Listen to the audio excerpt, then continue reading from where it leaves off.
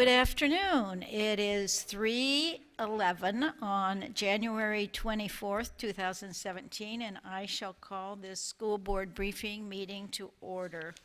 Ladies and gentlemen, we have two items at this point in time, and they are academic services proposed 2017-18 instructional materials plan and our FY18 budget update. So, Dr. Adkins, how would you like to begin?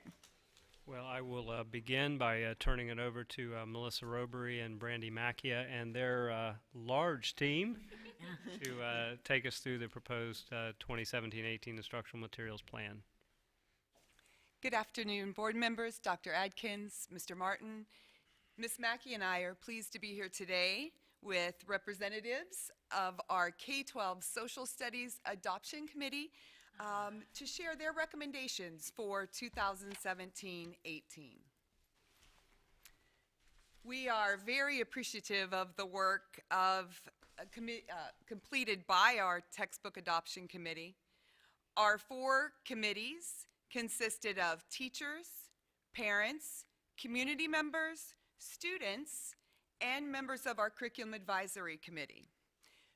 We are adopting K-12, so we had a K-5 Social Studies Committee, a 6-8, and then we broke the high school committee up into two groups, a World History and U.S. History group and an Economics and Government group. To give you just a little bit of a background, in October, we opened access for teachers and community members to review all of the materials. They could do that electronically. We also hosted a publisher showcase where stakeholders could come and speak to the publishers and view all of the materials. At that time, we also sent a request to our principals to send committee recommendations, and we posted a link on the website asking parents and community members to participate. In November, our committee went through a 3-hour training on the interest-based process.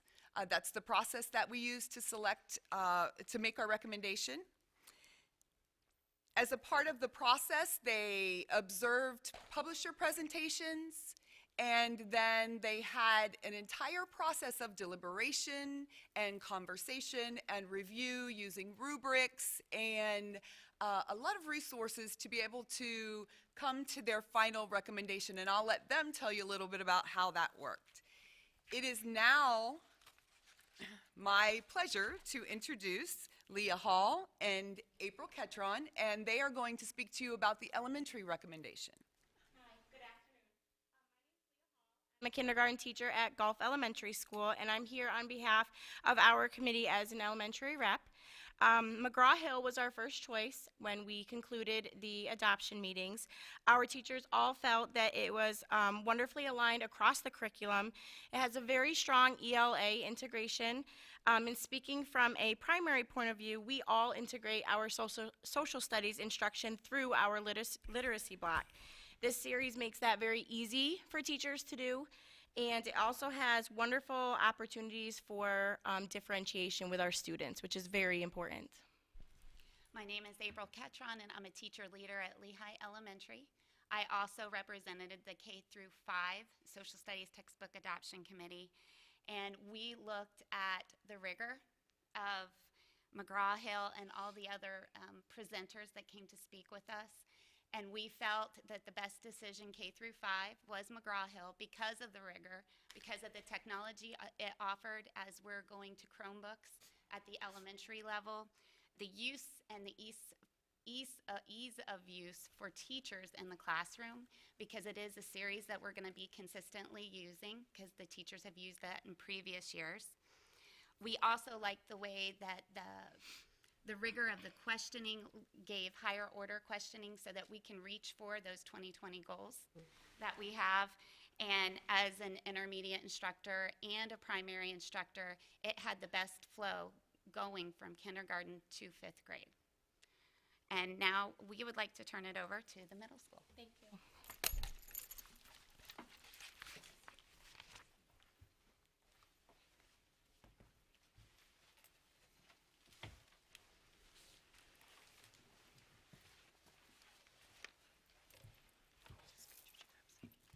Good afternoon. I'm Tanya Norris. I'm the Professional Development and Leadership Specialist and the Content Lead for Middle School Social Studies. I would like to introduce Maddie McCreary. She was part of our textbook adoption committee, and she represents the student population. And she'd like to start out sharing with you why the committee chose our 6th grade textbook. Hi, I'm Maddie, and we really liked this textbook because the way they have all the pictures and the artifacts set up, it really makes you interested and want to read more of that section. And as students, it really did make us want to read and learn more. Okay, my name is Kristen Stevens. I'm a teacher leader at Mariner Middle School, and I'm also a social studies subject area specialist for the school district of Lee County. I'd like to talk to you about the civics recommendation. We recommend, on behalf of the committee, we recommend Houghton Mifflin for the civics textbook. What Houghton Mifflin offers is the actual physical textbook, but it also offers a wide variety of online resources for teachers and students to use. We, as a committee, believed that those online resources would create a toolkit for teachers to use to help prepare our students for the civics end of course exam. The student resources are available offline for our students to be able to use them on their Chromebooks if they don't have the internet at home. We also appreciated that we can differentiate instruction with the textbook because the reading levels can be modified by the teacher so that we can set those levels for each of our individual students. Hi, I'm Tanya. I am here to discuss the recommendation of the committee for the U.S. History textbook, which we had chosen TCI as the publisher, History Alive. In addition to it aligning to the standards and the content being correct and all those wonderful things that many of the publishers offered, History Alive offered plentiful, differentiated instruction, engaging activity. The interactive notebook, which is provided in print and digital format, allowed new teachers the ability to implement instructional strategies, and it also offered professional development for them prior to the lesson to help them and assist them in beginning their lesson. The lessons were from start to finish. It included the hook to allow the students to be connected to the material prior to starting the lesson. It had plenty of a variety of different formative and summative assessments, which is great for all different types of learners and all different levels of learners. Thank you. Oh, I apologize. Now I'm introducing you to the high school teachers or committee who is going to recommend the publishers for the textbook adoption.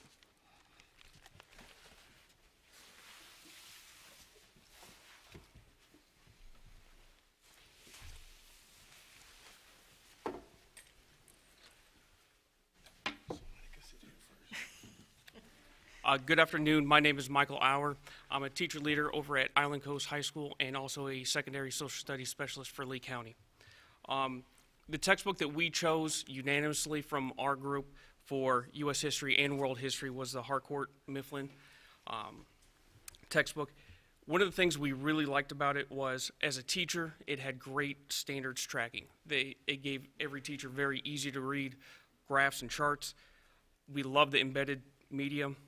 They have a program correlated right with the History Channel that gives clear, concise, short videos that we can use in class.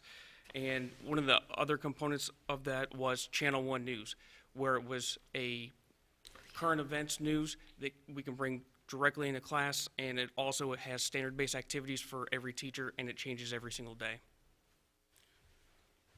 Hi, my name is Dwayne Mack. I teach at Ida Baker High School. I teach AP U.S. History and AP Government. The book that we chose for our Econ and U.S. Government was McGraw-Hill. First thing, with new teachers coming to the program, the one thing that I think was beneficial was the online resource was very easy for new teachers coming in.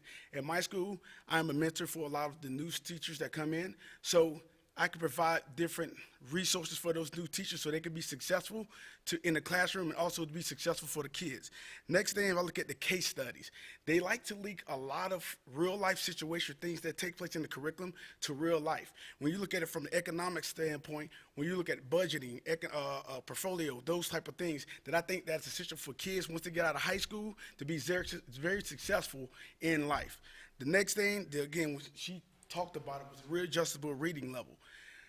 In the beginning of the year, we get the kids' reading score, and when we assign different assignments in the textbook, it's very difficult for some kids to comprehend the reading material. So once I get the reading score, I can go online, look at their reading score, and compare the reading level to that kid. So once that kid starts reading that book, he can understand what's going on. He can comprehend the material, so when he come to class and we have those discussions or we talk about things that are going on, he can comprehend and understand and be part of the group he can feel part of the conversation, not just sitting there left off.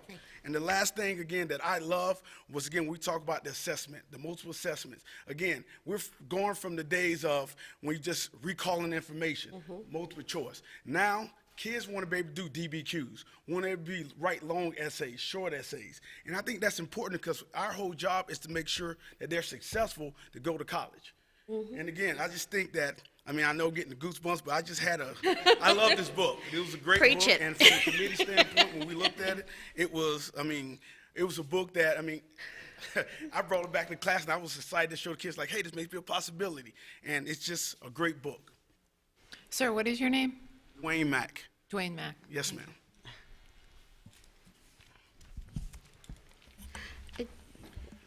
Good afternoon, Madam Chair, board members, Dr. Atkins. My name is Jared Eady. I serve as Professional Development and Leadership Specialist, also the content lead for Secondary Social Studies.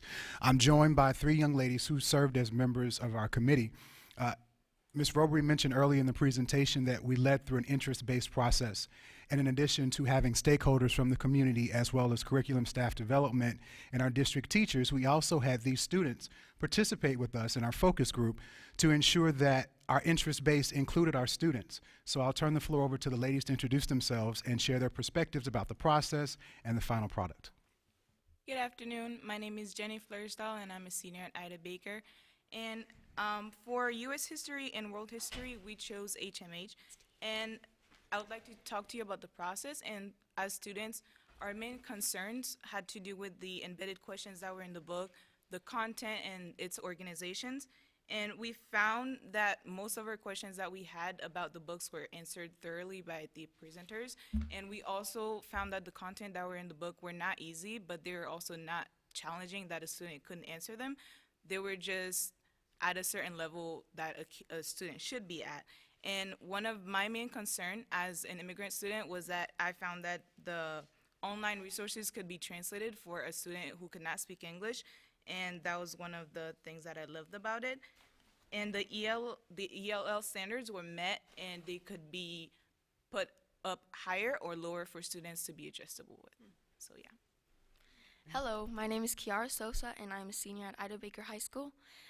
From a student perspective, I'd just like to point out that something that we really enjoyed about the HMH textbook was that history was taught through a narrative, so it makes it easier to understand and makes it more intriguing to learn more about history. Good afternoon, my name is Jamie Lee. I'm a senior at Ida Baker, and I was part of the U.S. History, World History Textbook Adoption Committee. And on top of the great textbook that HMH provides, they provide an interactive digital content, which is very important to reinforce the learning in the classroom by the teachers in the textbook, and gives various outlets to just learn and interact and have fun with what you're learning. And I think it's very important in a society where like internet and everything like that is very prominent in our society, so it's a good way to incorporate everything. Thank you.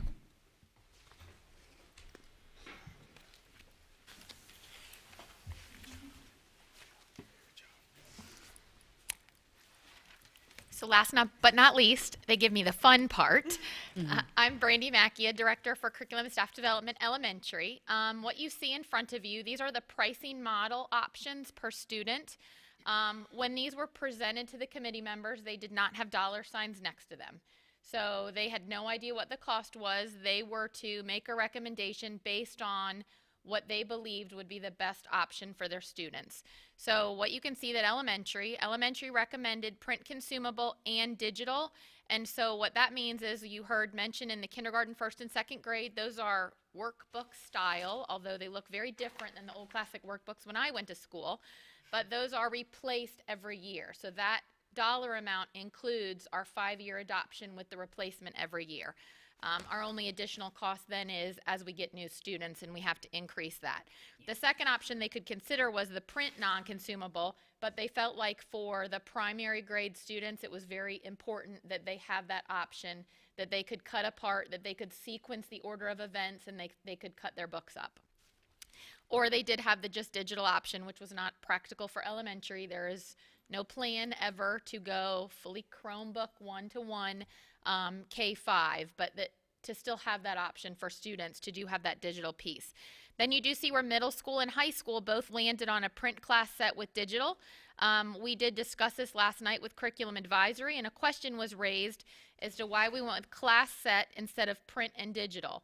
The reason that the middle schools and the high schools selected that is if they go with print and digital, that means every student gets a textbook, but that means the students have to bring their textbooks back and forth if the teacher wants to do some kind of an activity in the classroom with the textbooks. So when you start multiplying that and kids have 8 periods and heavy textbooks, they felt like the most beneficial was that they had a print class set with digital. So in every classroom that had it, they would have a full class set. And the students would have digital access. And as you heard mentioned, even if a student does not have internet access, they are downloadable onto their Chromebook. So every student has a Chromebook so they can access the content at home. So that way they do have access to that. We do have students who prefer print, who may have an accommodation in their IEP. We always order additional print copies that those are available for checkout. So it's not like you only get this or this. There is that option. But what the recommendation was is that we go with the print class sets. That avoids kids hauling them back and forth, but allows the teacher to have access to those class sets in the classroom. So what you can see is there are the recommendations at elementary, middle school, and high school, what they would like to look at. And now I'm going to turn it over to April Ketron, but she has on a different hat now. Yes, the hat I'm wearing currently is for Curriculum Advisory. Last night we held a meeting for Curriculum Advisory Committee, and we actually had 3 members from our team that served on the social studies textbook adoption, myself and 2 other members. And we had a really good turnout. We discussed last night in our presentation the recommendations from the Social Studies Textbook Adoption Committee. We discussed any questions, and I am proud to say that we came to the recommendation that I will present at the February board briefing meeting, that the Curriculum Advisory supports the Social Studies Textbook Adoption Committee at the elementary, middle, and high school levels with the recommendations they have. We appreciate everyone's hard work in this. And then I just wanted to make you really quickly aware, and especially for anybody who may be watching this online, we do still have some more phases that we go through with this. So February 21st, there is the public hearing. Then March 21st, the board will be able to make a recommendation. It will be on your agenda. And then May 16th, there will be a public hearing for any objections. That being said, during that time frame, public access remains open. So this is still out there on our district website. People still have access to the materials that are being recommended for adoption at this point. So originally it was everything. Right now what's out there and available are those things that are being recommended for adoption. So you can see there is a link. There's the website link that takes you directly to it, but that way anybody can go to those and review those materials. And again, we just thank you for listening today, and we want to thank all of our committee members. This is only a small portion of them, even though it looks like we brought a lot. They were many in numbers, and they really were very passionate. And I have to say, at Curriculum Advisory, that was what a lot of people mentioned last night, was that, that they really knew their stuff in having conversations and reviewing. And that came through loud and clear to us as well. Welcome, Mr. Toiber. You're just in time. This is the first agenda item on our briefing meeting. We had some other things that took us a little longer, so we're glad you're here for this. Board members, do you have any comments, questions? Ms. La Riviere? I am so excited to see students. I don't know whose idea that was, but kudos to who that person is. And but a quick question. Most of the students, if I remember correctly, I was hearing a lot of students who are from the West Zone. Were there other students from the East and the South Zone included in the process? In this one, no, there was not. And really, honestly, that was kind of when you talk about idea, I'll be honest, that was about a week before time that it came up. And then we had to be very conscious of the students because they had to miss 2 full days of school. So we required that they sit through all the presentations. They had to be full members. And so really that was just about where did we know, just initially as we tested it out, we didn't know how that was going to go, how comfortable they were going to be, because we did have additional students.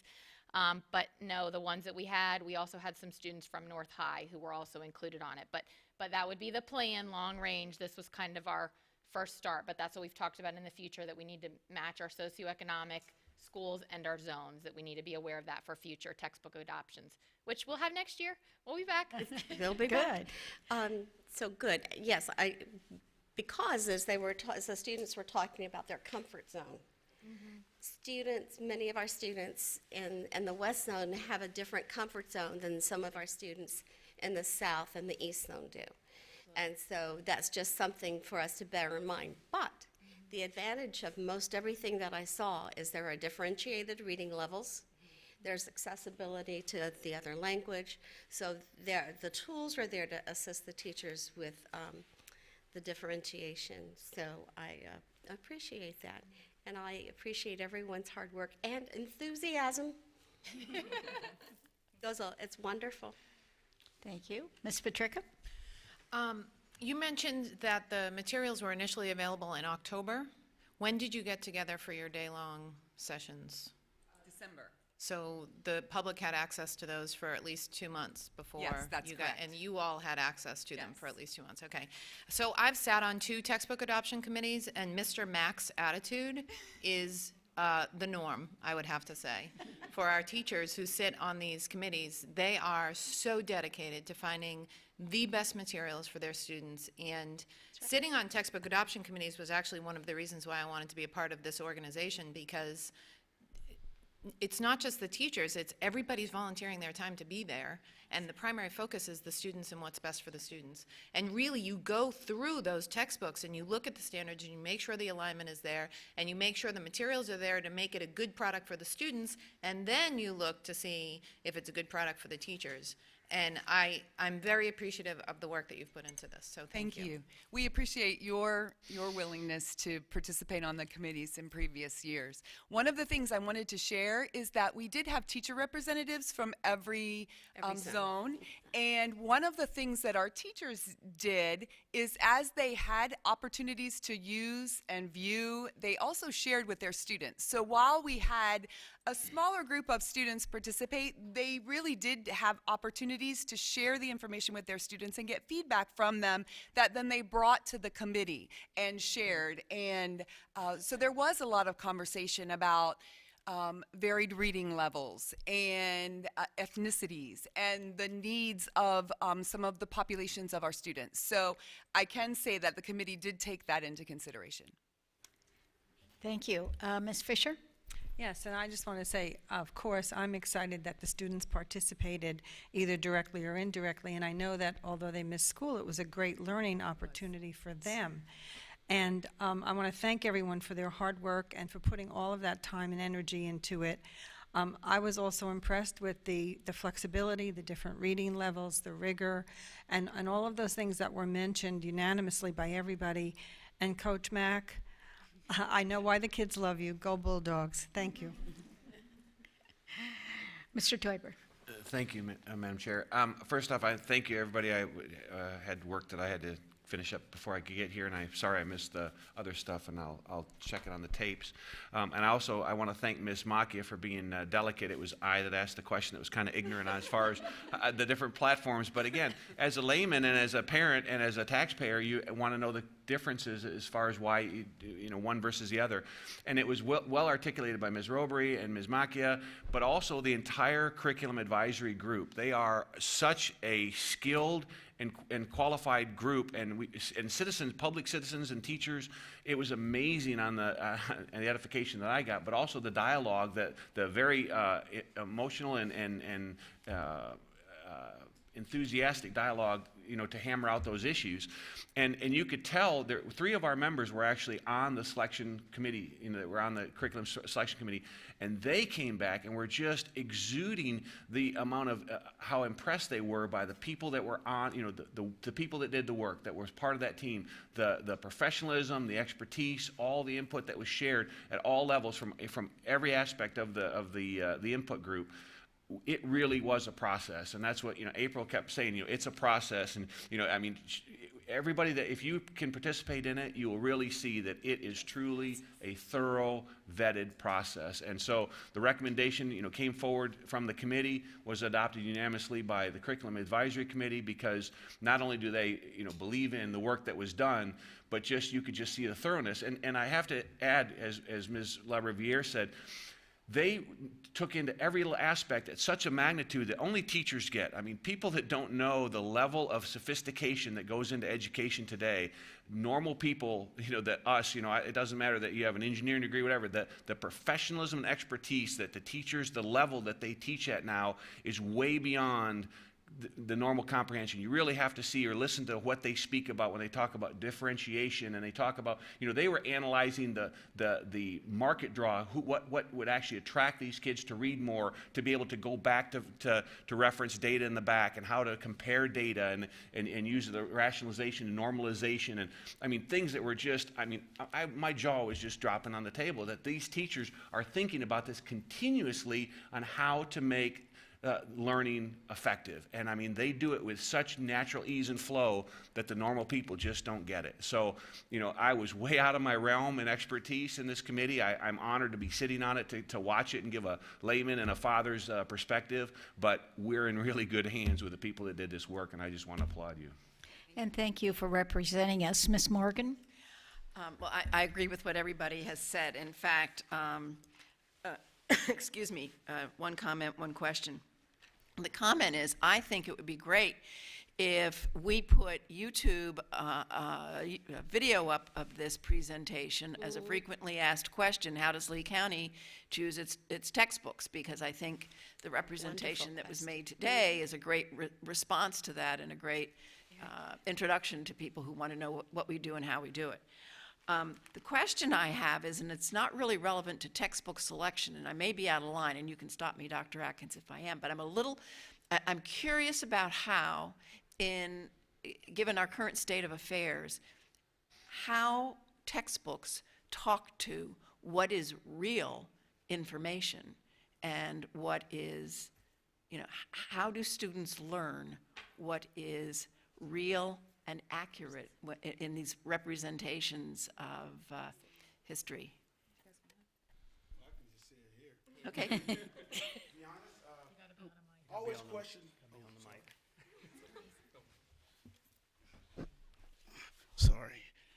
I have these 4 ladies in class, and they can tell you from teaching AP Gov that no matter what the textbooks say, you always need to question. If you go back to the great Greek philosophers, that you always question, there's always a thing called reason. So again, I present the information, and I tell the kids, hey, you know what, in the age of internet, you choose to be dumb, but there's so much information out there, you choose to see if it's biased. Go see if it's biased. It's the textbook bias. So I understand from a parent standpoint, because in the situation we're in that, some people may think the textbook to be biased, but again, as a parent of someone that's I have a daughter that's in high school and teaching these young ladies, is that I want them to be thinkers. Not everything is black and white. Everything is not black and white. When they go to the higher institutions, they're going to be questioned. And that's why we do it. We want the kids to think outside the box. So hopefully that answers your question. Okay. So, all right, thank you. Thank you. Ms. Giovanelli? I just want to say great that they use the students, because I think that's the best test ever, and their opinion does matter. So I I say that's what I wrote down was, oh my gosh, students, yes, because that is so important. So I want them to know that their work on this was really vital for the future of the school district. So, and I'm just curious, what did they really prefer, the digital or the print? I mean, so which do they learn better from? Because it's different from how I learned. So I'm just curious. Anyone want to answer? Well, hi again. For us, it was a little bit different because we're seniors and we weren't raised around like to learn online or technologically. So for us, it was a challenge. But we put ourselves in like the younger generation's shoes, and we learned that it might not be the best choice for us to pick more books over the online content. So that's why we were like really challenged. So we picked both of them. And I like that. I think that's the option. I'm a visual learner, but another student might not like that. So we picked both so they can accommodate with that. I agree. Having the textbook as something to actually see and read, because I am a visual learner as well, but I think incorporating computers, technology, just to reinforce what you learned in the classroom with the teachers, the presentations, and the book. I really liked having the class set of textbooks and then having the Chromebook and having that app available at home so you can go further into the study. Anybody else? Middle school. Well, I have one more question since I have your attention. Go ahead. Do you even take the textbook, do you take your Chromebook home? I mean, obviously you take it home every day and you use it that way. So and this might be more for a teacher question. So if someone's more visual and they want the book, can they take a book and bring it back? And is that option available? Obviously, because I know you're going to be limited to actual, books, but I was just curious. Yes, we always purchase extra textbooks, so each school has some on hand to be able to sign out to students who request a print version to be at home. Okay, awesome. Thank you very much. Okay, Mr. Teuber. Thank you. And I would have reported out when the board reports, because I learned a lot. The same question that Ms. Morgan had is, it seems like the evolution, and I was educated that it used to be that the book was the important thing, and then the supplement was the computer. It's now the reverse, that the online material is the key, and the book is now supplemental. And so when they use in classroom for sessions, they use the book, to reference. So they all are together, looking at a particular book, but those type of situations. And then the books are used, for example, if someone doesn't have internet experience or internet access. But for the most part, the online, because it's not just the online textbook version, but the resources that they can pull, and they can actually draw their lesson plans from so many different sources and those are updated daily. So, I mean, what's there today will change, and every time, President Trump does a tweet, that's going to be a change in the curriculum. And they made that comment, everybody laughed, but that's how active that these companies have become. So it's becoming more and more, especially for the middle school and the grades and the high schoolers, that they don't even use the book. Thank you. So. Thank you. Did I get that right? I'm a quick study. Board members, anything else? Thank you. Do you have Great anything else to presentation. add? Well, on a personal note, I just have to say I'm blown away. I'm blown away by the process. I'm blown away by what our textbook companies are doing to be at the cutting edge, because that's how our students learn every day. That's how they work. That's how they play. They're on top of media and everything that's going on. And that's how we lose them when we can't keep up with it. So you all did a wonderful job. It's very impressive. And thank you so much for coming here to share that. And I can hardly wait to hear some follow-up. Thank you. Thank you. Great job. What's that? The kids they all need to be here on action lines. Well, and April Like, you did got put me that excited. invitation out to everybody. Can I take that question? So as Dr. Desimores is making her way, I mean, to try to also come back to your question, one of the things that we try to teach students, I go back to a book I read many, many years ago. Alvin Toffler, I think, is the author of the Information Wave, or the Third Wave, I think is actually the name of the book. But it talked about the challenge that was going to be coming up in this information age that he was predicting at the time that we are now living, and that is that to be a real learned person, you have to be able to really choose among all the sources of data that you have and to make intelligent sources. And so that is something that our teachers now really have to do as a skill, because there's so much available to kids that picking sources that are reliable, that are providing accurate information is absolutely critical. So I'm glad to see that is happening. Now, having said that, Dr. Desmores is in place, and I think we have our presentation ready to go, so I'd like to go ahead and turn it over to her for our full-time FTE projections for FY18. Sure. Thank you, Dr. Atkins. Members of the board, thank you, curriculum, for having to follow that with something not nearly as exciting, but at any rate, but we think very important as well, in terms of the FY18 full-time equivalent projections, or FTE projections for next year. And really this is logistically kind of the kickoff point for our budget process, one cornerstone in which a lot of things are going to be built on in terms of the amount of funding that we receive from the state. So we wanted to take a little bit of time to talk about how this happens, what we're doing here, and then what the next steps would be, which is timely because in the previous conversation y'all had mentioned some board workshops which we wanted to talk about. So first of all, what is an FTE? And we just wanted to make sure that we were all on the same page in terms of that. So FTE stands for full-time equivalent, and basically that's one student full-time for 1 year. So and generally it's counted many times, but generally for the ones that really count for funding, it's 4 times per school year.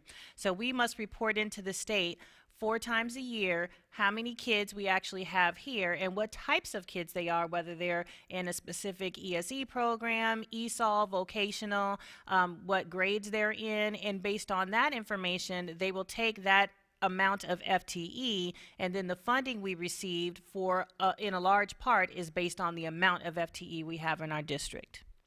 So just to look a little bit of history of FTE over the past 5 years, our growth has been between 1.8 and 2.5%. So you can see how the numbers lay out here between 2012 and today. Now, for today in 2016-17, in our October reporting, we had growth of 1.2%, but you see the slightly lower than it had been over the past several years. And so, as I said, we report 4 times a year. October and February are our major times, and so we have another reporting cycle coming up in the next couple weeks. So we're going to keep our eye on that number in February to determine how's that looking. Is our growth still continuing at the rate that we expect? Is it tapering off a little bit? Was just a little blip? So nothing at this point that we're getting real excited about, but of course we wanted to make sure that we're paying attention to it so that we know what trends we see coming. But still very, very solid growth within our district, and we expect that trend to continue. So the process in each given year is that we have to make an FTE projection for the upcoming year. And so the state will give us some statistical information, and they have a program that kicks out several statistical models for us to choose from. It eliminates those models that are not good for you in terms of, you know, them being too large of outliers, and then it leaves you a number of models that you can then take as a base and then adjust those models as you wish to input what your FTE projection would be for a given year. We are proposing for next year that our FTE would be 92,720 approximately, which is an increase of about 1.96% over the current October FTE numbers. Now, we submit that proposal to the state, and then the process is you kind of go back and forth in a little tug-of-war match with them. So, of course, our objective would be that we want our FTE to be as large as we possibly can get it and as accurate as we possibly can get it. And in some instances, the state's bend is to, of course, they want an accurate FTE projection, but to the extent that they can lowball you, They're kind of, that's kind of their end as well, to kind of make out and make sure that across the state, they have the FTE projection that they want in order to fit into the budget projections that they have. And so this is the FTE projection that we've submitted. We're still in the process of kind of going back and forth with them, but so far indications are good that they're accepting the numbers and the rationale that we're giving to them. So just to note here, like I said, when we report FTE, we report it in several different fashions. We report it by grade, because different grades have different amounts of money attached to them in terms of the weighting that each individual category gets. And we report in different programs. So basic education versus ESE versus ESOL versus vocational also have different weighting levels and attached to them, and you would get different funding for them. So I've highlighted our ESOL category because, as you can see in the model that we received from the state for 2018, that ESOL number was going up just very, very slightly. We reported 5,321 FTE in this area in 2016-17, and they were increasing us in the 18 model that we originally received only by about 45 students, which we thought was a little pitiful little number for us. As you can see, the trend throughout the past several years in terms of how much we've grown in this area. So the one significant thing that we did to our FTE projection this year was to really increase that number that we expect to receive in the ESOL category for next year. This is important because the weighting for ESOL students is 1.3. which means that if a basic student receives, the base student allocation, an ESOL student will receive 30% more than that. So we want to make sure that we're reporting, our projection is getting the accurate amount of ESOL students so that we can receive all of the funding that we should receive for the students, so that we can provide the necessary education that they will need when they come here to the district. So we're making sure that we're trying to get that funding so that we can provide the resources that our students and teachers need. Question, if indeed their projection is not accurate, that's the one that they accept. If our numbers then are higher when the students show up, do we receive increased funding?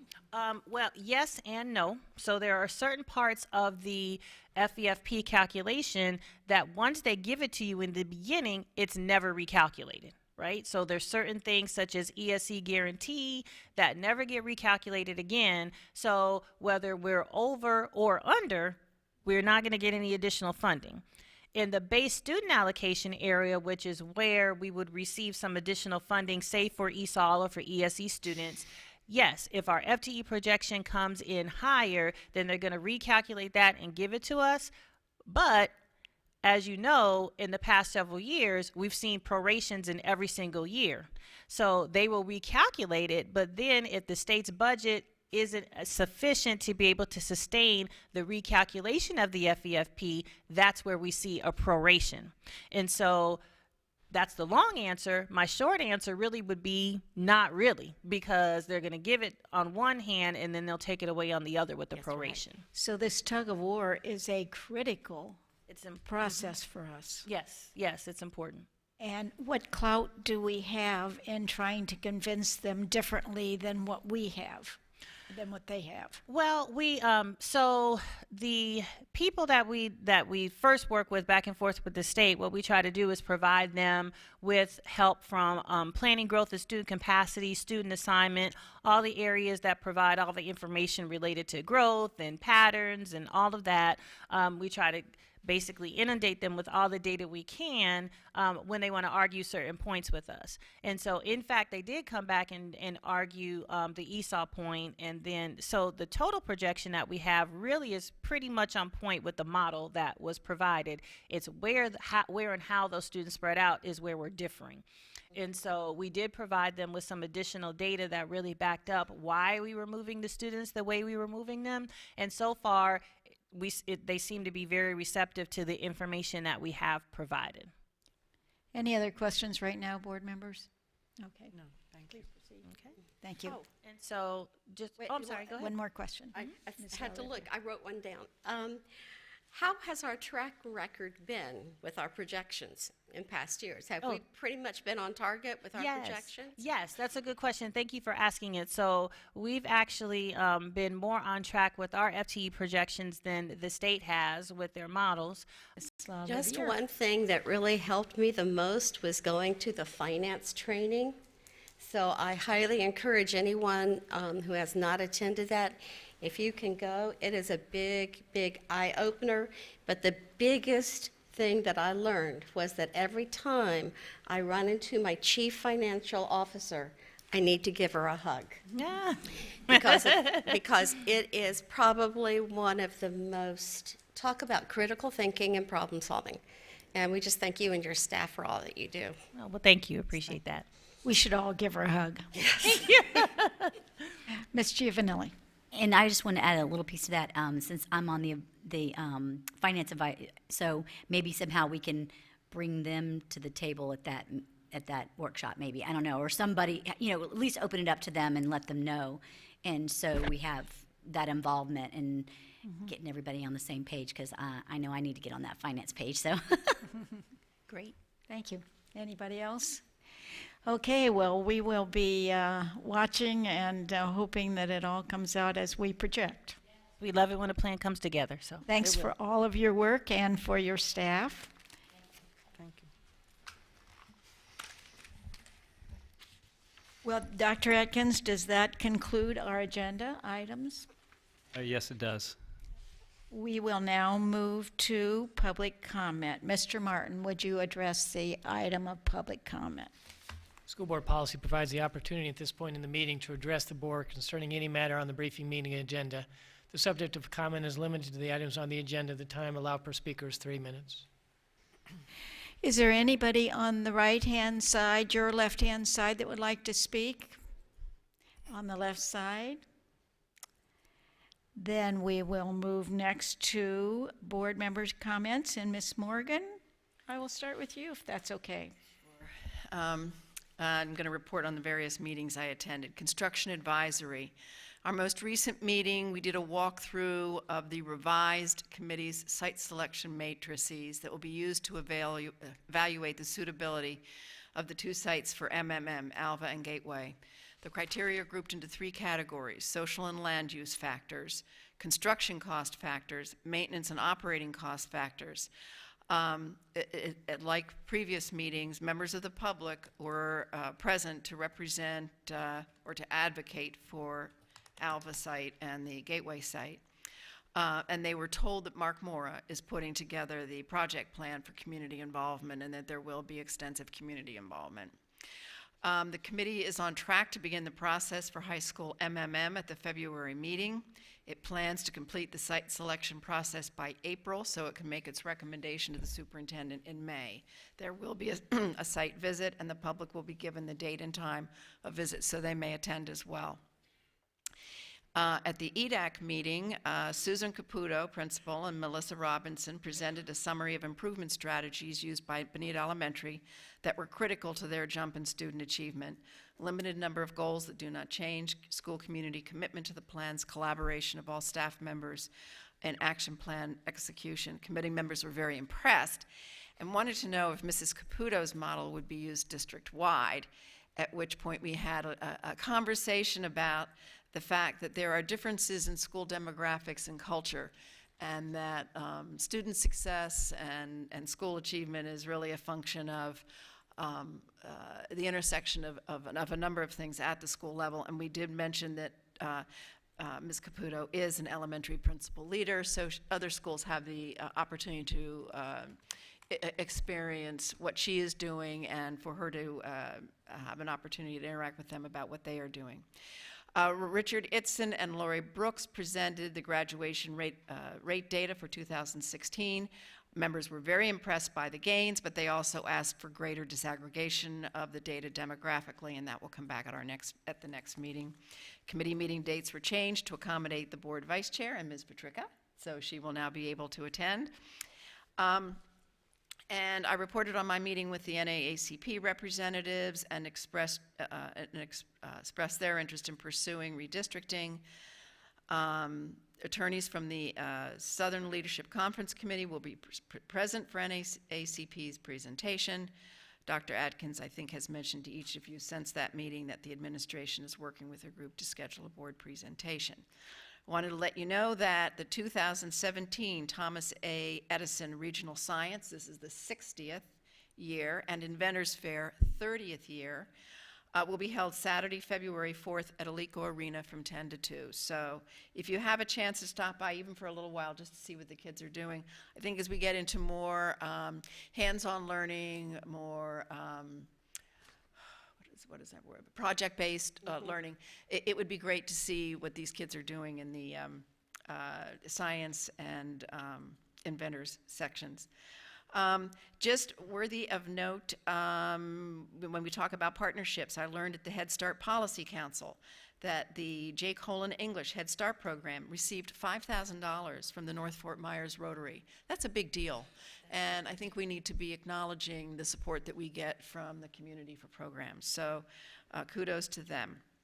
And the last comment I want to make is that Dr. Kuckles said in the Plus Delta section of our last meeting that she would like to see Dr. Atkins at the table, and I would like to second my support for that.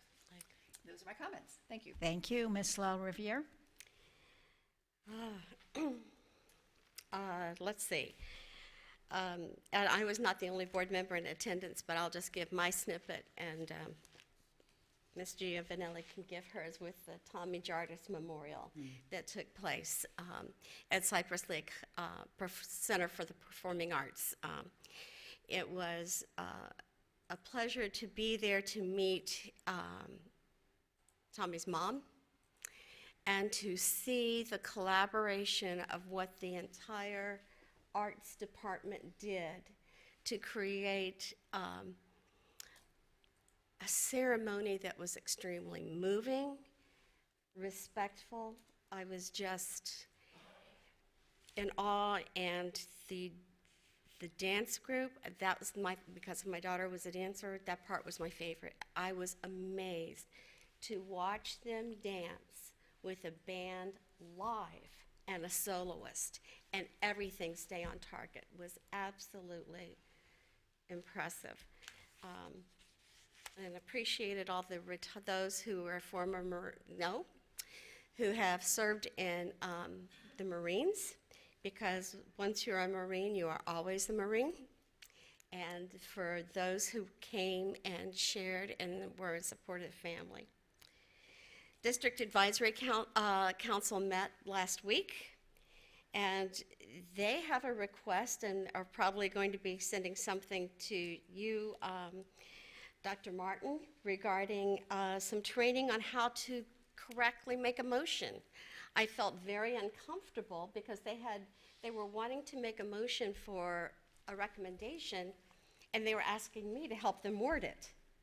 I knew what the gist was, but I said, well, it needs to be and I tried to do blanks, but maybe there are some other committee members that might want to get that.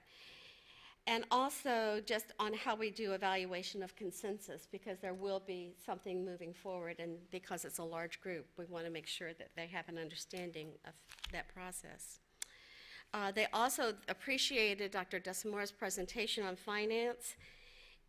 What they said may go in along with what our request was to also look at some practical finance information that's real easy for them to go back and share out. They cannot necessarily show the PowerPoint and explain everything there, but if they were wanting some things that could be hands-on, and they were very eager. In general, this was their attitude. They were very eager to see us become as proactive as possible in doing whatever we can to help us meet the needs for building our schools and paying off our debt. And they said, we will do, they were very positive and said, we will be there working with you toward that end. They asked some very good questions, and I was just appreciative of them. It was good. It was a good meeting. And they were very verbal. And then the following morning, we had our delegation meeting, and other board members several of the board members were in attendance for that. And Dr. Adkins, as usual, is very clear and concise as he gives his information and speaks for us. And then on Monday, I was down on the floor. I loved it. I was down on the floor sorting books at Carrie Robinson Littleton Academy, and they were having a book giveaway. Fox News had raised, along with their foundation, enough money to provide 300 books to the school. And that wasn't quite enough to take care of all the students. And fortunately, the school had been getting books that they could give away. So every child received their own free book, which is really important because back in the day, years ago, with reading is fundamental, we have only a select group of schools that get that RIF money for students to get free books, and it's not at all of our schools. So those kids were excited. It was fun. I enjoyed being back in the game and going through and sorting the books and saying, wait a minute, this should not be at a kindergarten through second grade level. This needs to be over here. And we got to interact with the kids and talk with the kids about the books. Dr. Carlin was there, as well as Miss Stillwell. You'll have to help me with her name. Melissa Mickey, right? Yes. Was there, and so it was a joyful time, which is a great way to start a Monday. And I'm here today. Thank you. Mr. Teuber? Thank you. Last night, the Curriculum Advisory Committee met. Again, thanks to April and our staff, Ms. Robry and Ms. Macchia. They just do a fantastic job, and you saw what we saw last night. The rest of the time, between Christmas and now, I've been in the hospital, so I haven't been involved in a whole lot, so I'll defer. Well, I'm sorry about that. I'm glad you're back and doing better. Ms. Petricka? I think that since our last board meeting, Mr. Teuber and Ms. Giovanelli have celebrated birthdays. Happy birthday. Thank you, Mrs. Morgan, for covering EDAC for me. I appreciate that. I think a briefing meeting is the place where I'm supposed to bring up ideas that I would like to see placed on future agendas, and I'd like for the board to discuss the possibility of an operational audit. And the reason why I'd like us to think about that is because as we talk about our capital needs, and that is something that I'm hearing everywhere I go, I think one of the ways for us to build confidence in the community is to conduct an operational audit. And what I see is hiring a firm that will come in, take a look at how we're spending money well, make recommendations on how we can save money so that we can go forward to the community and with confidence say we've done everything we can do within the constraints that we have. So I don't know procedurally how we move forward with that. It seems like that should be a workshop item. I mean, it seems like we all need to understand exactly what that is, what the outcome would be for us, and if indeed we want to invest in doing that, and how we would use the results. So does that fits under the category of workshop for me, does it for everybody else? So is it all right, Ms. Petricka, if we add that to the list that we brainstormed this afternoon? Dr. Atkins? Please, okay. and thank you. And then Dr. Emden, do we all remember Dr. Emden from FSBA training, the very energetic man who was the speaker on the first day? He recommended holding meetings in alternative locations, and I've spoken to Dr. Atkins about it, and he said that we used to do it on a quarterly basis, and as we move to being able to hold meetings more mobily, if that's a word, I'd like the board to consider perhaps doing that as a way to engage the community better. We talk about different needs in different parts of the county, and I think that would be a great way for us as a board to gauge those needs.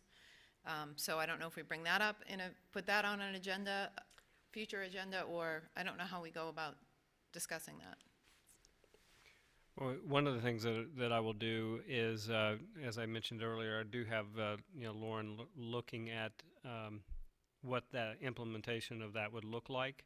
as she looks at equipment and other related matters, and then what I can do is come back with a recommendation in terms of what it would cost and what would it entail, and then get some feedback from you all moving forward. Good, thank you. And then I started my day today in a very exciting way. I visited and toured Riverdale High School. It really was a great way to start my day, Mr. Deming. You did a fantastic job while you were there, and the principal, Scott Cook, and his AP are doing a really good job of continuing to move the school forward. The school pride was evident in every single thing that they do. Success is a choice was how I was greeted at the front door. That's like the motto of the school, and I believe that, and that's great for students to see that every day that they walk in. Ms. M&M, she's the life skills teacher over there. I had 5 minutes with her, and I want her to be my teacher for the rest of my life. She and her para, Ryan White, are incredibly energetic and patient, and they've made that life skills program really something to be proud of. They sent me home with hot chocolate chip cookies and dog biscuits, which is what they make, and then they sell them throughout the school and throughout the community. And what they don't sell, they donate. So she's just instilling some really good lessons in those kids. I was impressed. Since our last meeting, I've also visited Success Academy. Dr. Iovine and her staff were very welcoming and transparent. They are, they have some challenging students there. They have some students who have unique challenges, and from what I could tell, they're doing a great job of meeting the needs of those students. The ROTC program seems to be sort of embedded in everything that they do. And I really didn't know what to expect when I went there, and I was very, very impressed with what I saw. The facility itself was really impressive, and it gives the students a place to be proud of. They can go to school every day and be proud. And she's made some changes in terms of the way she processes the students when they come in, and I was really, really happy with what I saw when I went there. And finally, I visited Fort Myers Academy. Mr. Nathan Bueller is one of our rock star teachers over there. And Michelle Freeman from here in the district joined me for the tour, and you would swear that she was like the Tom Brady of educators, because the students just swarmed around her and they wanted to hug her, and her energy was very evident. So I was really impressed with her interactions with the students. And I have some common takeaways from all of these visits up to this point. The first is funding is lacking, which is what Pam just talked about. The principals, the teachers, the parents. I was at a SAC meeting last night at Estero High. Everybody's talking about capital funding and the fact that we don't have enough money. So something we need to continue to talk about going forward. The schools are appreciative of the district's efforts with regard to teacher retention and teacher recruitment. And finally, the schools are very focused on Vision 2020. Every school I go to, that's what I hear about. SAC meetings I attend. Schools have individual goals with regard to how they're going to move Vision 2020 forward. And again, all the schools seem to be on the same page with regard to that. So, Thank you. Ms. Giovanelli? Wow. Yeah, wow. Actually, I'll just go off of your, the Tommy Jardis Memorial was awesome. The monument is beautiful, and the whole presentation was beautiful. I had no idea what I was actually going to attend, and it was very emotional, and I enjoyed it. And I met the principal, and she was awesome, so I really enjoyed that. Talking about things going on in the community, and the Day of Discovery, which is fantastic, is part of the foundation. That is on February 11th, and I do attend that because I'm involved in the Edison Festival Light, so I would highly recommend anyone on the board here to go and bring your kids or bring your grandchildren or because it's a great event. I've gone to it for the last 2 or 3 years, so it's very, very hands-on and active with our students, and they have their own projects, and so it's a very exciting thing that is put on downtown at the Harborside. So, and it's an all-day event, so it starts in the morning and ends by 3, I believe. It's like 10 to 3, I think, is it?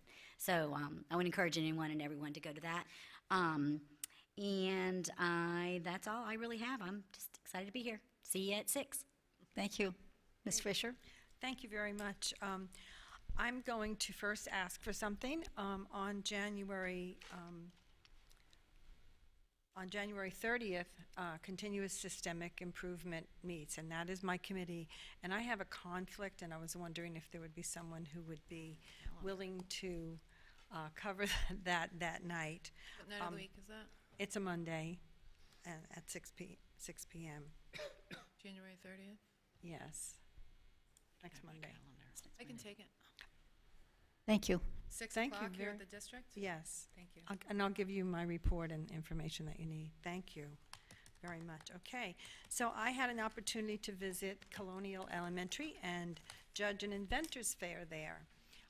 It was fifth graders, and they were in the science resource class, and they did an amazing job with their inquiries, their research, and their presentations. In spite of the fact that, you know, the funding's not there and they did not really have access to the technology that they needed to make their backboards look real presentable, and so they did get, you know, some less than stellar marks in that presentation. However, considering the resources that they had, they did a great job. The teacher, Mrs. Davis, was extremely energetic and encouraging. The principal came in and really supported the kids in their presentation, so I was grateful to be invited to do that. I also attended an Art in the Capitol Award with Representative Eagle at Gulf Middle School the other day, and the winner was Tate Williams, and his rendition of our shoreline will be hanging in the Capitol, and so Dane Eagle said he'll be able to brag to everyone in Tallahassee about how beautiful our area is. And so that was great. I want to thank Dr. Atkins for his presentation at the Lee County Legislative Delegation Gathering. And I was very validated to hear that all of the people who were presenting were really saying the same thing.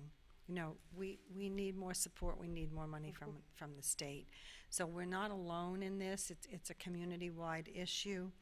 And along those lines, I attended a drug-free coalition meeting at Park Royal Hospital.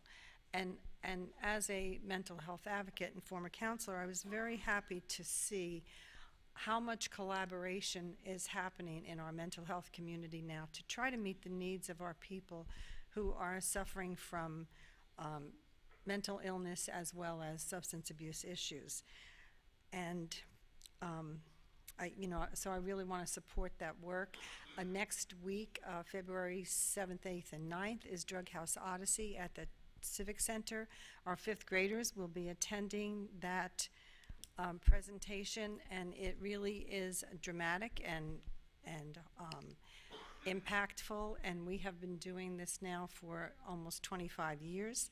And so I'm happy to see that that still continues with the support of the school district, the Sheriff's Department, Suncoast Schools Federal Credit Union, and now United Way. So that was really good.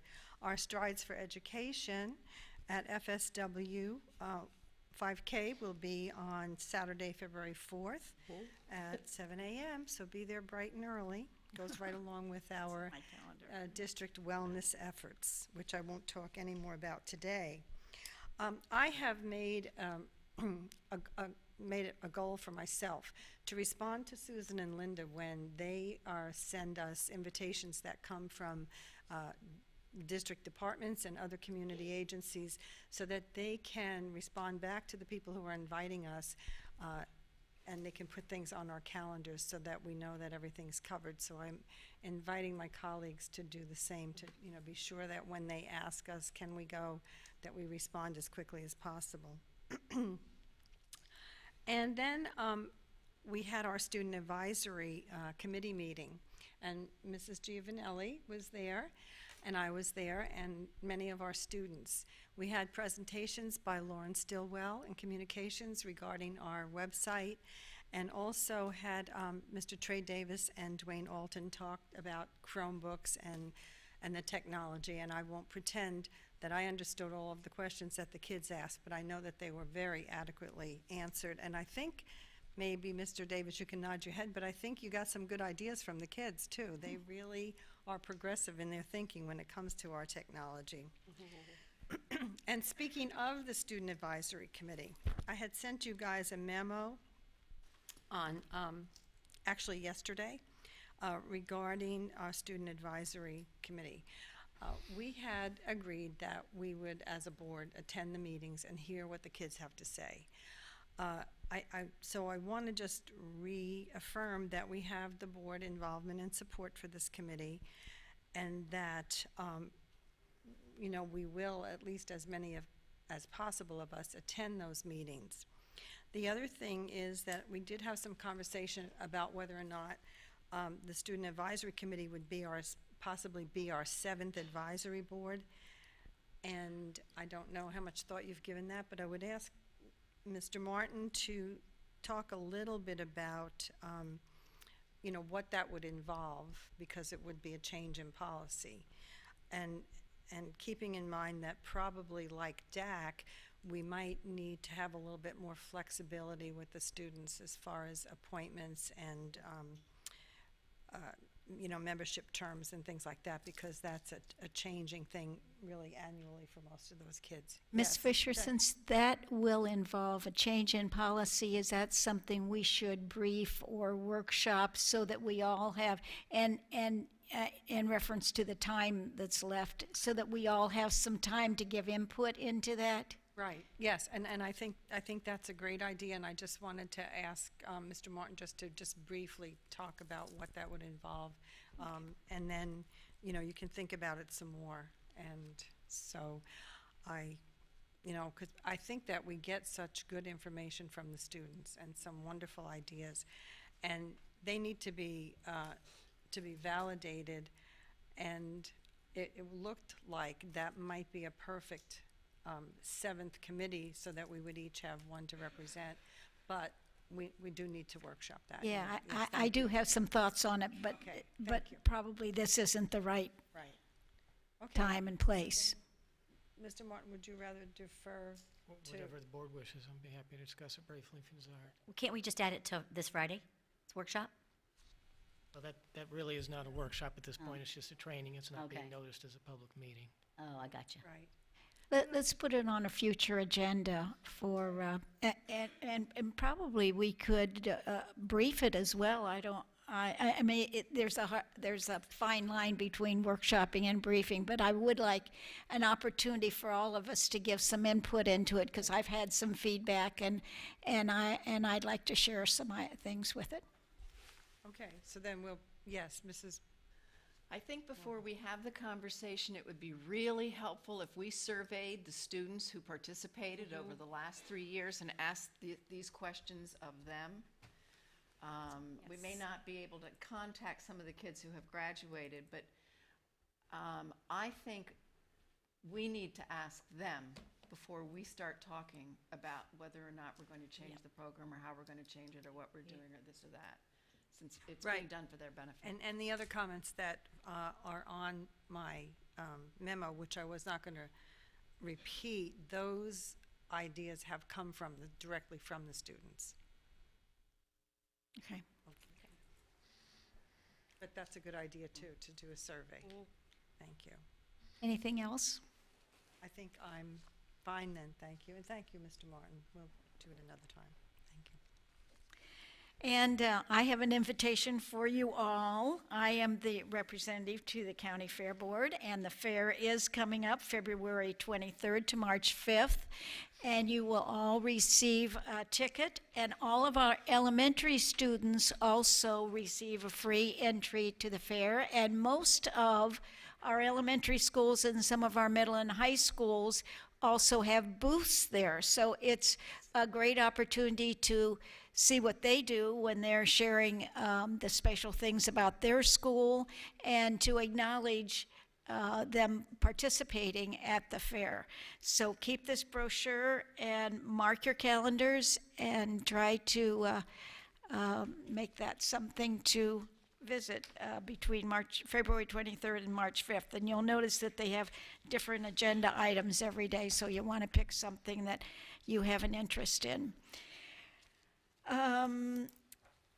Martin, do you have anything for us? I do have a school law minute, if I may. I think we have Okay. a little bit of time. And for new members, Just for your information, it's been my practice when time allows over the years to spend a minute of the briefing meeting time to provide a school law minute, basically to address an area of educational law relevant to the operation of the school district. So if at any point you believe it might be helpful for me to address a particular subject, please feel free to suggest that to me. Knowing that we have new members and a returning member, I thought it might be helpful over the next few opportunities to address parliamentary procedure, the Robert's Rules of Order. And the first subject I wanted to discuss today is the process to make and to address motions, very simply. Generally for the school board, the source of a motion is the superintendent's recommendation. Sometimes it's an attorney's recommendation, but generally the motion that you make is to adopt the superintendent's recommendation. Then there is a second. After a second, the chair may state the motion. It's not required under Robert's Rules, but they may state the motion by simply stating a motion by Mr. Toiber, second by Ms. Patrica to adopt the superintendent's recommendation. Once a motion is stated by the chair, if and when it is stated by the chair, it belongs to the assembly, it belongs to the board rather than to the maker, and that becomes important with respect to an issue that I'll mention in just a moment. After a motion and a second, then you have discussion. Only after you have a motion and a second do you have discussion with respect to that motion. The motion and the second should not be presented with discussion. The purpose under the parliamentary procedure for calling on the maker of the motion first and the one who provides the second next is to provide that opportunity to explain the reason for making the motion in the second. So it's not necessary or best practice to present the motion with discussion. With respect to withdrawal of a motion can be withdrawn by the maker unless it has been stated by the chair. Unless the chair has stated that motion, the maker can withdraw it simply by saying, Madam Chair, I withdraw the motion. It's not necessary for the member who made the second to also withdraw, because if there is no motion, there is no second. If the motion has been stated by the chair, now the motion belongs to the assembly, not the maker. The maker may request withdrawal of the motion. Madam Chair, I ask permission to withdraw the motion. If that occurs, then the chair would state, unless there is objection, pausing for a moment to wait to see if there is an objection, the motion is withdrawn. If there is objection, then there's a need for a motion to permit withdrawal of the motion, of that main motion. And that has to be made by a member who's not seeking the withdrawal of the main motion. Next time we'll talk about more characteristics of the main motion. That's all I have. Thank you, Mr. Martin. Dr. Atkins. Just a few real quick things. First of all, I met with Mr. Davis today, and he gave me an update on Castle 2020. So I think you'll be excited whenever we get to that point of unveiling that. He also provided me with a boardroom update. As you know, we are working to configure the boardroom. We'll be bringing that forward in the very near future. It includes really a couple components. One is the technology component, and then the second is the actual architecture of the building. So I know that Mr. Law is working with facilities and maintenance on that. I believe facilities is getting us the architect, and then but I believe our folks will do the work in-house. So that'll save us some dollars there.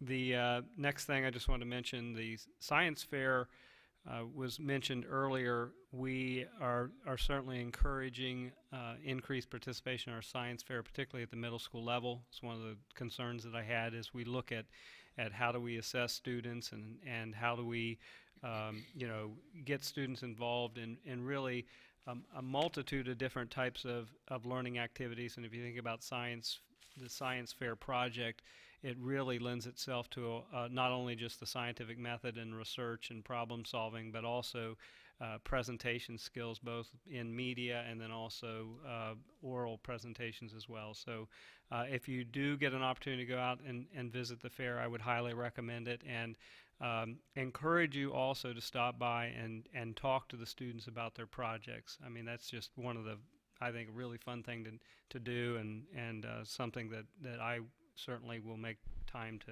to go out and see. We do have Project Yes, January 26th. There'll be a meeting, and the really nice thing about that meeting is we have schools that are actually going to come in and present to the committee their needs. So they have, we've have our pilot schools. They're going to go literally present what they would like to see the committee help them with as it relates to things like mentors, transportation costs, providing opportunities for community service, counseling, all kinds of things. And I think the committee was really energized last time about being able to help schools out directly. Schools have really, I think, put some work into these presentations. We had mentioned Success Academy, I know, is one of the schools that will be presenting as well as others. So that's coming up in a couple days. And then finally, I just wanted to mention Million Mile Movement. The Lee County School District is leading the pack right now. We are in terms of teams, so we have, as of right now, 8,847 miles that we have put toward this effort. And let's see, Lee County in general has moved 109,672 miles. So, but our particular team is right now leading the pack. The city of Cape Coral is hot on our heels, followed by Lee County, or Physicians Primary Care of Southwest Florida, and then the Lee County Sheriff's Department. So those are rounding out the top four. And that's all my comments today. Thank you. Does anyone else have something for the good of the order? If not, this meeting is adjourned. Do we have a performance tonight? Yes. In 3 or 4 minutes, right? 5:45? 45. Yeah, we have an hour. An hour. Oh, my clock says 5:43. So it's 4:43? Yeah. Thank you. All right. We'll see you back here in an hour.